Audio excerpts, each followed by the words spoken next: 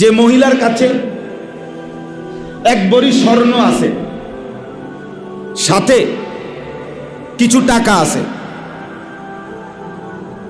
10,000 টাকা, 5,000 টাকা জমানো টাকা, ও কোরবানির দিন অথবা এই 3 দিন, তাহলে এক ভরি স্বর্ণ আর ওই জমানো টাকাটা, এই দুইটা যদি মিলায়, তাইলে দুটোটার দাম ধরলে, দুটোটার দাম মানে একটা তো টাকাই আর ওই স্বর্ণটার দাম বাজার মূল্য যদি মিলায়, তাইলে যদি 84,000 টাকা দাম আসে, তাহলে নিঃসন্দেহে এই মহিলার উপরে কোরবানি ওয়াজিব।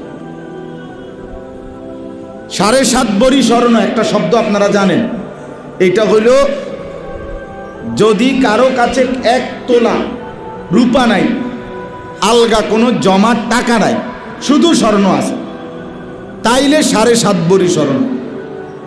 কিন্তু যদি স্বর্ণের সাথে কি থাকে, কিছু রূপা থাকে, নতুন বউ যারা, জোয়ান মানুষের বউ যারা, এদের অনেকের কাছে রূপা আছে, রূপা, এ পায়ের নূপুর বানায় মহিলারা, মানে যুবতী মেয়ে যারা মহিলা, এরা পায়ের নূপুর বানায় রূপা দিয়ে, 1 ভরি, 1.5 ভরি, 2 ভরি, 2.5 ভরির কি বানায়, নূপুর বোঝেন না পায়ে, এই জন্য আওয়াজ করে যে মানুষের বেড়ারে দেখানোর লেগা, বুঝেন না কথা।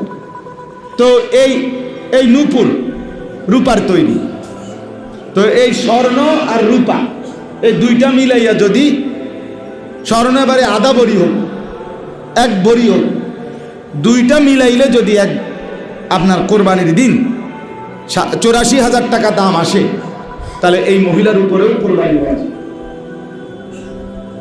বলে তো মহিলা টাকা আনবে কোত্থেকে, এগুলো বিক্রি করবেন এখান থেকে, অথবা যদি সেও তার স্বামী বা অন্য কেউ তার টাকাটা দেয়, সমস্যা নাই, কোরবানি আদায় হবে, কিন্তু কোরবানি দিতে হবে। আলগা টাকা না থাকলে এখান থেকে বিক্রি করে দিতে হবে। তাইলে বলেন কি পরিমাণ মহিলাদের উপরে কোরবানি ওয়াজিব বলেন। আমরা চলেন ঘর বাড়ি জরিপ করি, সবাই হাসে, অন দেন না, মানে সবার হিসাব হলো খাইছে না কিতে রেখো, এটা না হিসাব, চেহারার এই ভাবভঙ্গির হিসাবটা কি, এটাই তো হিসাব। ওমা কিও কয় ধরা আনা। তাইলে মহিলাদের উপরে কোরবানি ওয়াজিব। আহা, বিষয়টা হইল আপনি লুকাইয়া রাখলেন, বললেন না, দিলেন না, তো মহিলাটা তো আপনার খেদমত করছে, সে তো তার জীবন যৌবন আপনাকে দিছে, বিনিময়ে আপনি তার আখেরাতের ভাবনা একটু ভাবলেন না।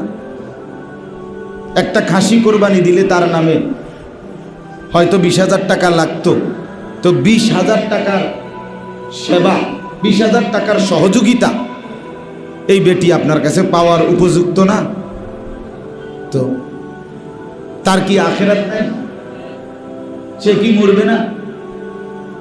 তাইলে একজন স্বামী তাইলে আপনজন কেমনে হইল? এ কি শুধুই উপভোগের পণ্য? না, এই জন্য খেয়াল করা, বিষয়টাকে খামখেয়ালি করে উড়ায় না দেয়। এটা কোনো, আবারও বললাম যে এখানে গোশত খাওয়া কথা, ছেলেটা বিদেশ প্রবাসী, তো সে নিঃসন্দেহে 84,000 কম বেশ হইতে পারে। আপনাকেও বাজারে যদি রূপার ভরি 1,000 টাকা হয়, তাহলে 52,500, বুঝছেন নি হিসাবটা? রূপার ভরি যদি, আমি মুরাদনগর জিজ্ঞাসা করছি, বলছে 1350 টাকা রূপার ভরি, তাইলে হইল 71,000। আপনি জেনে নিবেন 1 ভরি রূপার দাম কত।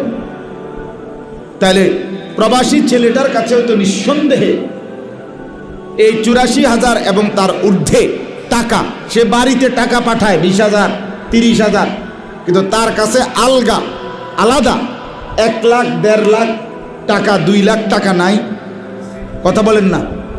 তো তার উপরে কোরবানি ওয়াজিব কিনা বলেন?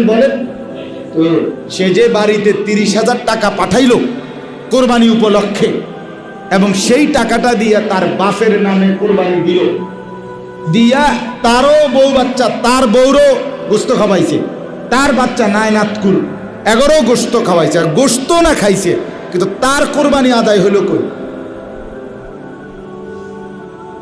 ছেলেটার কোরবানি কই বলেন?